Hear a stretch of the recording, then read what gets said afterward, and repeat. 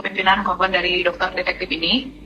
Jadi setelah barang saya yang direview yang katanya... Oke, kalau bicara soal korban ya, tapi Baul bukan korban dokter detektif ya. Anggota DPR lebih baik juga memanggil kita, para korban skincare nakal yang berkedok Bepom. Terlepas dari kasus antara Doktif dan SS, di sini aku mau berbicara sebagai orang yang pernah didatangin oleh pihak BPOM atau cegah tangkal BPOM. Pada saat itu awal mulanya salah satu staf cegah tangkal BPOM itu berusaha untuk mengumpulkan semua korban agar penjual-penjual nakal itu bisa dihukum dengan layak. Karena pada saat 2023 itu hukuman itu hanya berlaku sampai 6 bulan saja dan dengan denda yang sangat minimum banget gitu. Nah, itu alasan kenapa waktu itu divisi cegah tangkal BPOM mengumpulkan survei, bahkan memberikan link survei itu untuk disebarluaskan agar bisa mendapatkan korban-korban yang mau memberitahukan mereka atau speak up ke mereka. Setidaknya dengan adanya korban ini, mereka bisa mengajukan untuk penegakan hukum yang lebih layak dibandingkan sebelum-sebelumnya gitu. Jadi sebenarnya sangat disayangkan untuk Badan POM yang sebenarnya staf-stafnya sudah bekerja keras untuk bisa mendapatkan dan memberikan yang terbaik untuk para korban, tapi setelah itu tidak ada terdengar kabar apapun. Bahkan waktu itu aku sempat terakhir ikut Zoom bareng mereka, bilang kalau mereka masih mencari cara bagaimana penjual nakal ini akan dihukum dengan setimpal dan layak untuk hukuman mereka. Dan sangat disayangkan aja gitu, kerjanya mereka yang sebelumnya udah bener, udah tahu penataan caranya yang gimana, harus diabaikan seperti sekarang gitu. Terlihat kayak kenapa harus penjual yang jadi korban? Kalau nggak ada penjual, nggak akan ada pembeli. Kalau misalnya penjual nakal itu nggak menjual, orang-orang tuh nggak akan beli sesuatu yang berbahaya itu gitu.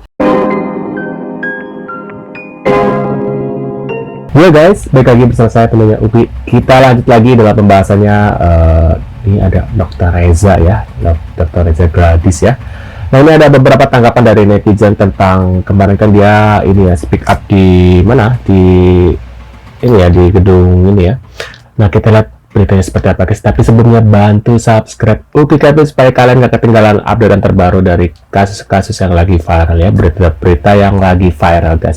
Yuk langsung kita simak bareng-bareng guys. Ada yang curhat tapi salah alamat. Asik nih. Ini ada Nafa Urba bersama Salowski ya. Waduh, jangan sampai nanti kena sokok-sokok kan. Tuh lihat. Ibarat kata nih ya, gue lagi sakit ambeien, gue malah berobatnya ke klinik THT. Waduh. Seperti si abu-abu, tong flexing. Tong flexing apa tuh maksudnya? Mbak dokter, tolong ibu sampaikan dulu orang ini siapa. Teteh Glowing, belajar yuk public speakingnya Cinta. Teteh kan lagi gak curhat sama sobi-sobi ya. Sobi-sobi. Bukan sayang, Teteh sedang menyuarakan keluh kesah Teteh. Teteh sedang butuh keadilan. Teteh Glowing, Teteh udah Neng, udah pulang yuk Bager, pulang yuk Cinta. Teteh, Ari Teteh nggak tahu gitu tugas DPR teh apa. Banyak pisan Bager, Cinta sayang, saking banyaknya kadang suka nggak dikerjain, itu juga ada aku bingung. Indonesia SS Skin. SSO Komisi DPR guys ya. Juga diklaim memiliki 1% retinol, ternyata hanya mengandung 0,00054% berdasarkan hasil uji laboratorium.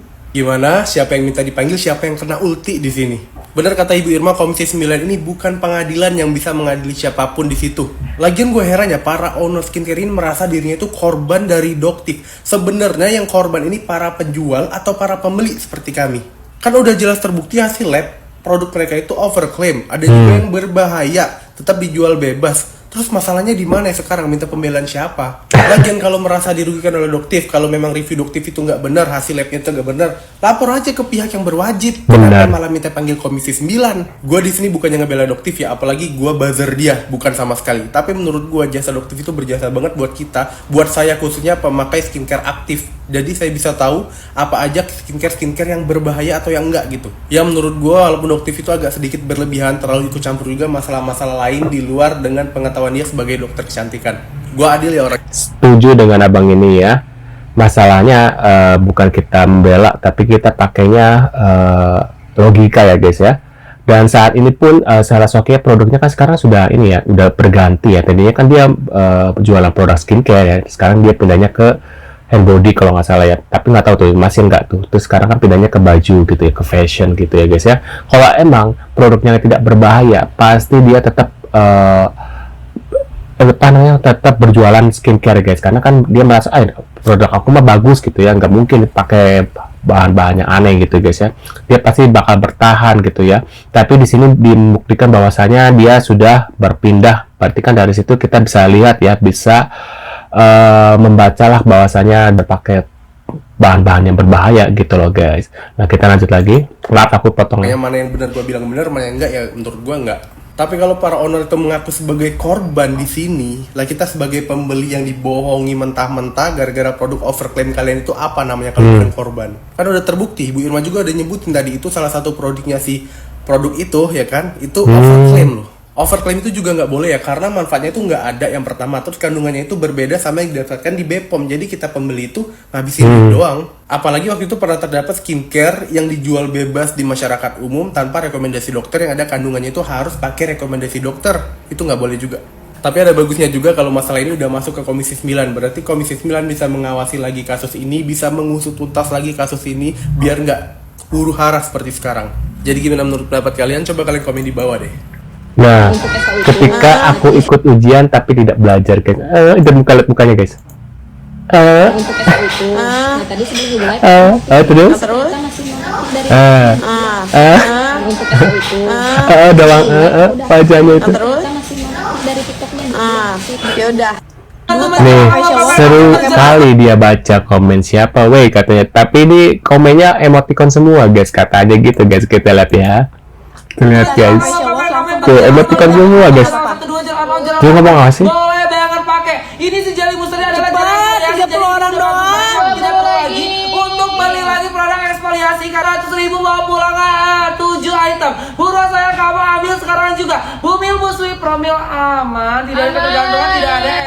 Luar biasa keberanian kakak ini deh. Korban juga dari Thank you. Pak, banyak minum dulu deh. Kayaknya amnesia di Anda. Kok bisa Anda bilang istri Anda korban? Korban apa? Korban perselingkuhan Anda kali. Ya, korban kegatalan Anda kali. Makanya istri Anda katanya kan situ sampai curhat loh, dia di situ sampai curhat loh guys, dia di situ. Katanya istri saya udah beberapa bulan ini nangis mulu. Nangisin nasibnya. Ya. Nasib apa? Nasib perkawinannya sama Anda. Gitu kali. Bukan karena yang lain-lain.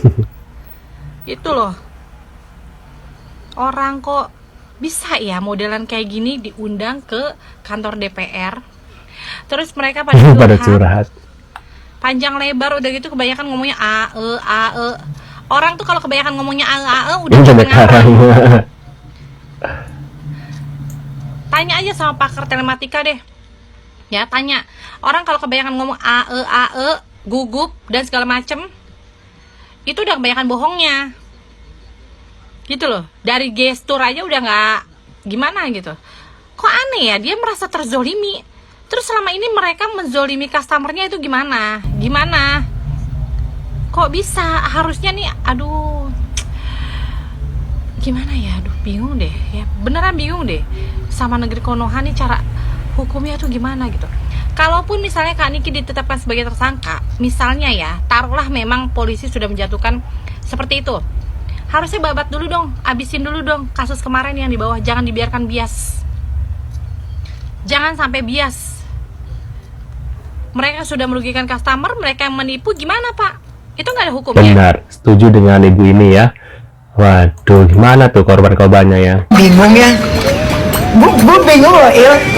Iya, maksudnya sama perkara ini, kan dia yang nyari gua. Dia yang maksa dia yang nyari gua, tapi dia nggak dapet nomor telepon gua. Terus dia dapet nomor teleponnya Mail. Dia telepon-teleponan sama Mail. Ini gue perjelas ya, gua tidak ada telepon-teleponan, ketemuan apalagi ngobrol sama si Reza si Ratu Flexing. Tidak ada. Ya tapi dia ngubungin Mail berkali-kali. Dia yang minta tolong diketemuin sama gue juga bingung ngapain sih Reza Ratu Flexing lu pengen banget ketemu gue. Nah tapi yang gue happy-nya tau nggak, gue tuh happy banget karena apa, memang lingkungan pertemanan itu penting ya guys ya. No, kubu sebelah bersatu rame-rame laporan dokter ke DPR. Nah, jadi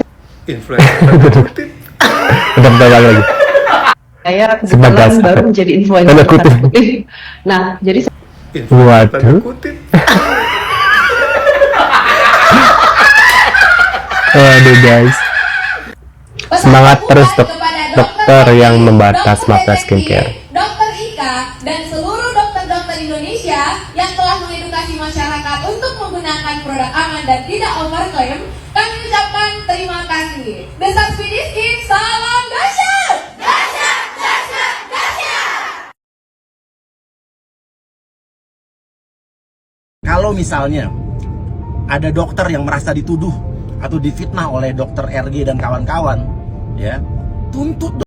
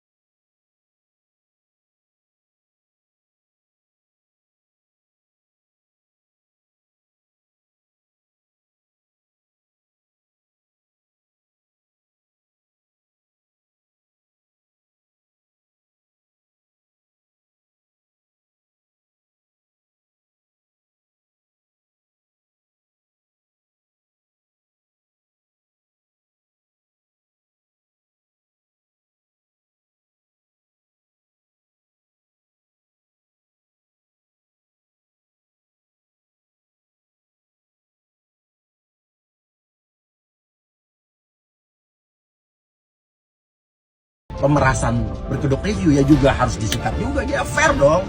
Jangan menormalisasi satu itu benar, satunya salah. Apapun kejahatan yang harus disikat. Pimpinan korban dari dokter detektif ini. Jadi setelah barang saya yang di-review yang katanya... Oke, kalau bicara soal korban ya, tapi Baul bukan korban dokter detektif ya. Anggota DPR lebih baik juga memanggil kita para korban skincare nakal yang berkedok Bepom tapi isi abal-abal. Dalam video ini aku udah di-tag sama Mbak Nul. Jadi aku di sini boleh ya ikutan speak up. Aku di sini juga sebagai korban dari penyalahgunaan krim-krim atau skincare yang berkedok Bepom tetapi isinya krim abal-abal. Abal-abal di sini isinya tuh bukan karena merkuncrit, bukan. Tapi isinya adalah penyalahgunaan obat keras. Sehingga bikin kulit saya itu semakin rusak. Yang pertama, muncul flek di mana-mana. Kalau kalian tanya, kenapa sih kok nggak dari dulu aja speak up, kenapa baru sekarang? Pansos ya? Bukan karena pansos, lebih tepatnya kita di bawah tekanan. Karena kita merasa sebagai rakyat biasa yang nggak punya kekuasaan, nggak punya power, jadi kita lebih memilih untuk diam. Berbeda dengan para owner skincare nakal, mereka punya duit. Yang kedua, mereka punya power atau kekuatan hukum, sehingga dengan mudah bisa menuntut kami atau mensomasi kami sebagai korban dengan tuntutan pencemaran nama baik. Dan bagaimana menurut kalian sebagai korban, apakah ini adil dalam huru-hara ini? Intinya di sini, yang berduit, yang berkuasa, yang nggak punya duit, lebih baik diam. Sebenarnya saya dan Mbak Husnul ini atau musuh krim abal-abal ini sudah pernah diundang ke stasiun TV Jawa Timur dan kami di sana memberikan keterangan atau kesaksian bagaimana kami mendapatkan skincare abal-abal, terus bagaimana pemakaiannya, terus bagaimana efek sampingnya sampai detik ini yang masih kami alami. Jarene para produsen gelek manfaatno gak ruwe konsumen, lah terus ngedol produk sing gak standar. Lah polahe nang kemasane ditulisi bukti ilmiah produk, diiming-iming promosi komisi ambek semayan manfaat sing gak masuk akal. Sauntara iku Bambang Sugeng Aryadi Subagiono, Komisioner PPKN ngomong, watulan iki kabeh ditampung barek resmi direpotno. Nek temokan kosmetik abal-abal iki kebukten pihak kaping nerusno priksoane. Rencanane mari watul para konsumen kaping njaluk audiensi marek Komisi 6 DPR RI. Ini masih ada sisa fleknya sampai detik ini. Oke. Kalau Pak Gatot gimana Pak mendengar?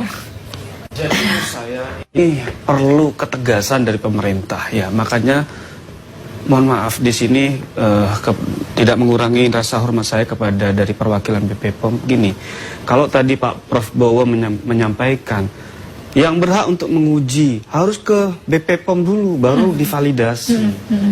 Pak, BP POM dari tahun ke tahun sudah merilis produk yang izin edarnya atau ini mengandung bahan berbahaya.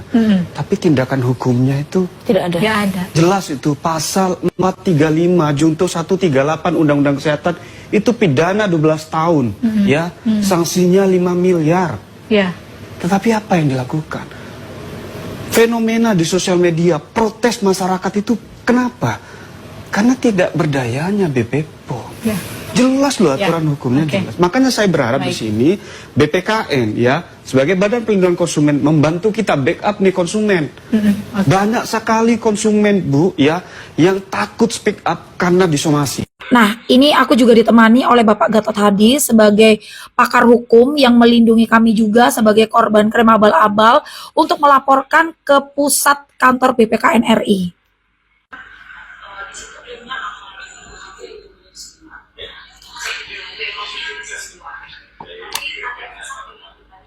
Jadi kalian bisa simpulkan di sini kami bukan karena nggak mau speak up dari dulu, bukan karena kami pansos. Sekali lagi aku tekankan di sini bukan karena kami pansos gara-gara huru-hara ini terus kami tiba-tiba muncul, bukan. Karena sebenarnya kami sudah lama sekali melaporkan dan itu pun kita baru ketemu dengan seorang Bapak Gatot Hadi yang membersamai kami sebagai pakar hukum yang udah paham betul dan melindungi kami sebagai para korban untuk melaporkan secara langsung menghadap Bapak Mufti sebagai Ketua BPKN RI. Dan di situ saya juga menceritakan beberapa skincare yang kami pakai. Terus korban-korbannya juga aku sudah tunjukin semua bukti-bukti fotonya. Dan kami tinggal menunggu bagaimana hasil akhirnya. Waduh, menurut pendapat kalian gimana nih setelah melihat beberapa info terbaru dari yang lagi viral ini guys? Tulis di kolom komentar ya. Waduh, kalau emang produk mereka bukan overclaim ya, mungkin mereka tetap bertahan. Maaf guys, seperti Selasokia ya. Kan sekarang sudah tutup ya, nggak mau buka lagi produk skincare-nya tapi ke handbody atau ke fashion ya. Mungkin handbody juga akan bertahan lama karena orang-orang juga takut karena ya itu overclaim lagi takutnya gitu loh guys ya. Menurut kalian gimana? Tulis di kolom komentar. Terima kasih sudah hadir dan jangan lupa bantu subscribe Kevin dan sampai jumpa di video selanjutnya. See you guys.